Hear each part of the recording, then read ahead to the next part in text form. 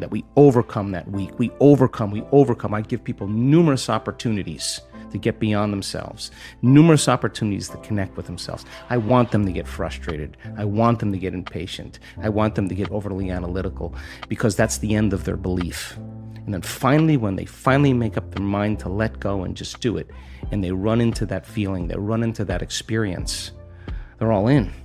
You think they don't want a sports car anymore. They want that, whatever that was. And if it comes with a transcendental moment, when they come back to their senses from that inner experience, their spectrum of reality is broadened. They're seeing things they had never seen before because their brain wasn't wired to see it, but it didn't come from the environment, it came from their inner environment. That transcendental moment now is producing a feeling, a frequency that is so unusual. It's so much joy, so much bliss, so much ecstasy. I've watched people have to stop it because it's way bigger than them. Now, I would consider that a good problem to have. You measure that person's immune system. You measure the changes in their heart rate variability, not a little amplitude, huge amplitudes. That person is feeling a lot of love. And imagine it's a man. Imagine a man whose heart is open that wide. They sob with the freedom to be able to not care what they look like. We're trying to fit into some paradigm or mold. So then a new consciousness in that footprint is emerging, and we have scientific evidence. I can tell you can make your brain work better in a week. You can make your heart more coherent. You can change the field around your body. You can strengthen your immune system. You can change your gene expression. You can lengthen your life. You can create so many oxidative changes in your cells. We have great research to prove that. That's the truth of who you are. That's the truth, that miracle within you. That evidence is the backbone that gives people permission to try it out. It's the language. Then you see someone standing on the stage telling their story in testimony, whether it's stage 4 cancer, whether it's MS, whether it's blind people seeing, deaf people hearing. You can't go back to being the same person after that. Evidence is the loudest voice. And so then when we begin to make those inroads, and the footprint exists in consciousness, and you're witnessing it in three-dimensional reality, the illusion of limitation begins to change. And now all you want to do is you crave the unknown. So people in our work don't get up in the morning and go, oh God, I got to do my meditation today. No, they're not doing that. Their body is waking them up saying, get out of bed, because they don't want the magic to end. And when you start seeing the gap between cause and effect, thought and experience closing down, you're moving closer to the divine. And when that happens, all the things you thought you want, you no longer want, because the overcoming process leading to who you become, nobody can take that away from you.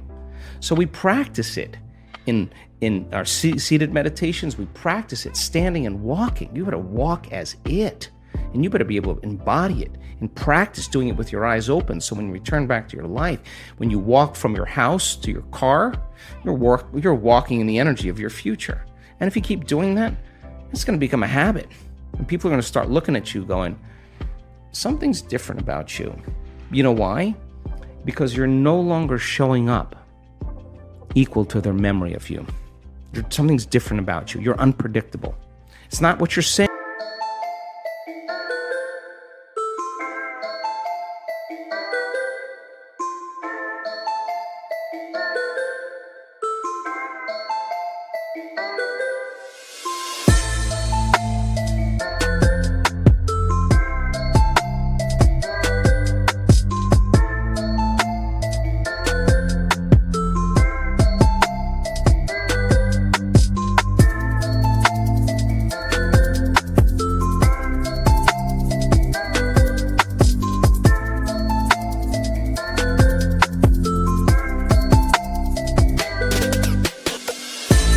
Any longer, it's who you are. And so that person then is off their timeline. They're not headed to that same future. And all I want to do in a week-long event is bump everybody off that timeline into a new future. Some people, huge degrees. stage 4 cancers, tumors disappearing. You listen to that story of the person on the stage, your next meditation, you are not going to go half in. You're going to go all in. And that's all I want, is I want people to go all in. I want to provide people with my greatest understanding of the truth, and then numerous opportunities to experience it, nothing more. And when the magic starts to happen, it's beyond, way bigger than me. It's beyond my control. All I want to do is provide the environment where they feel safe enough to begin to create. I'm just a guy, and I have a passion to learn, and I have a passion for the divine, and it's always been something that I've been aware of. It's a persistent feeling that never seems to go away, and I think people come to this work because they have that feeling. They may not be able to put into words what they feel, but it's an instinct in their mind that never goes away, that there's more to reality than this dream. And I think that feeling brings them to this work. So when I started on this journey, and What the Bleep came around, and that became an overnight sensation, and I was doing all the Bleep conferences, people ask me the same question. And I pay attention to questions, because that's what's the real dialogue. They would say, okay, your thoughts create your reality. Okay, how do you do it? I thought that was a great question, because this is a time in history right now. 15 years ago, it was philosophy. Quantum physics. Now everybody's informed. Now people, this is a time in history where it's not enough to know. This is a time in history to know how. Just to know how to do it. And if you give them that sound scientific information, I now know that if I can speak it in a way that nothing is left to conjecture, nothing is left to superstition, nothing is left to dogma. They know exactly what they're doing and why. And the moment you know the what and the why, the how starts to get easier. So I will deliver concepts, ideas, mix different of forms of science to create a model of understanding. And I now know that if that person, as I develop this model of understanding, can explain that model to someone else, they're wiring it in their brain. They're installing the hardware. If they can't explain it, it's not wired in their brain, and they're not going to believe that they can do it. So if they can turn the person next to them, between the two of them, and build a model of understanding, they're making their brain fire in new sequences and new patterns and new combinations. They're changing their mind. Mind is the brain in action. If I keep reminding them of what they're learning, nerve cells that fire together wire together. They're installing the circuitry. Now, the next step is to provide the environment and give them the proper instruction to get their behaviors to match their intentions, to get their actions equal to their thoughts, to get their mind and body working together. If they do, they're going to run into a new experience. Now, the crazy thing about the experience is learning is making new synaptic connections. That's what learning is. Research shows that you pay attention and learn something new and you repeat it just for an hour, you're going to double the number of connections in your brain. That's a lot, 1,600 to the 3,200 connections. That's a lot of extra connections. But if you don't review it, if you don't think about it, if you don't repeat it, those circuits prune apart within hours or days. So if learning is making new connections, then remembering is maintaining and sustaining those connections. You got to review it. It's so much easier to forget than remember when it comes to this stuff, and it's a constant process. So then, if they can get their behaviors to match their intentions, and they have a new experience. Experience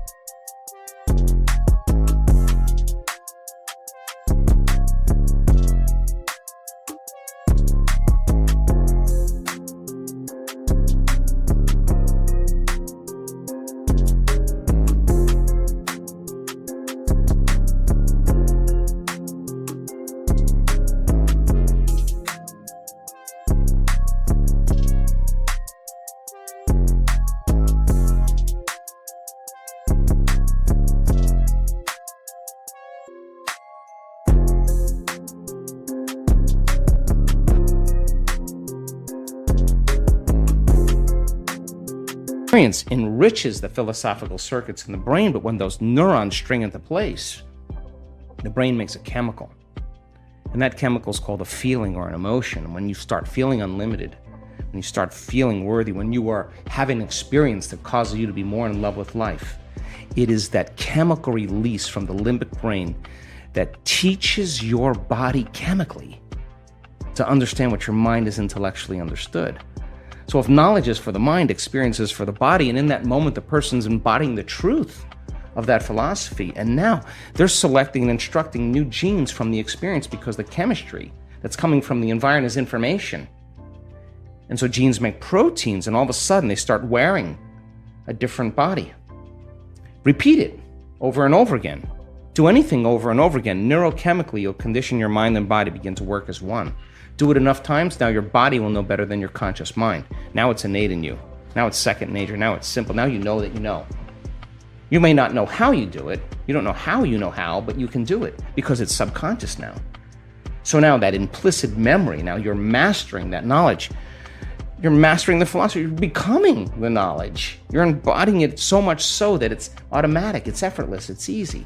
So when we started looking at people's ability to regulate their brainwaves, we just published the paper. It just got released yesterday.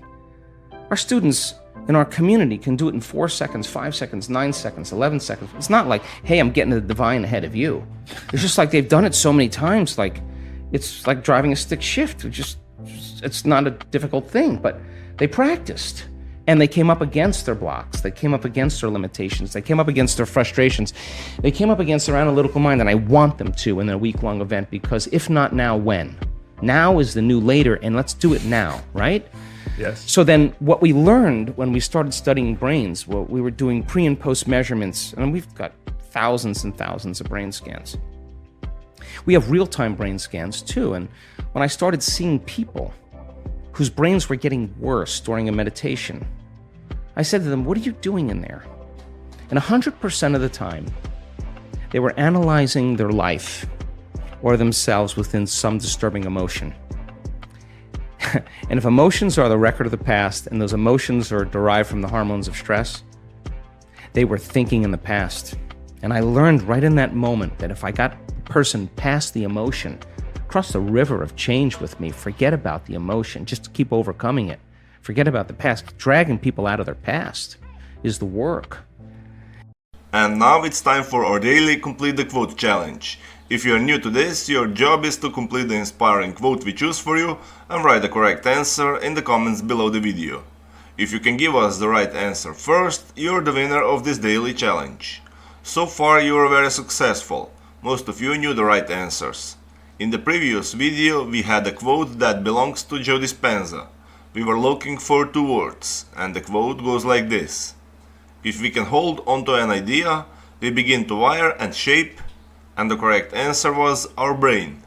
So, if we can hold onto an idea, we begin to wire and shape our brain. Congratulations to everyone with the correct answer, and to everyone who tried but didn't guess the answer. Today we also have the quote from Dr. Joe Dispenza. The quote goes like this. Whenever you say I am anything, you're commanding your mind and your body towards. So we are missing for 2 words. If you know the correct answer, write it down in the comment section. Even if you're not sure what the correct answer is, try and guess, and find out the right answer in the next video. If you like this video and our challenge, give your thumbs up and share this video with your friends. Spread the word and help me make it more popular. And don't forget to subscribe and hit that bell button. By doing that, you'll get noted when my new video and new challenge is out. If you really like what we do here and want to support us, you can join our channel and our community for a symbolic fee and gain many other additional features. You can do that by clicking the join button next to the subscribe button, or you can click on the link in the description of this video. Stay good and have a great day!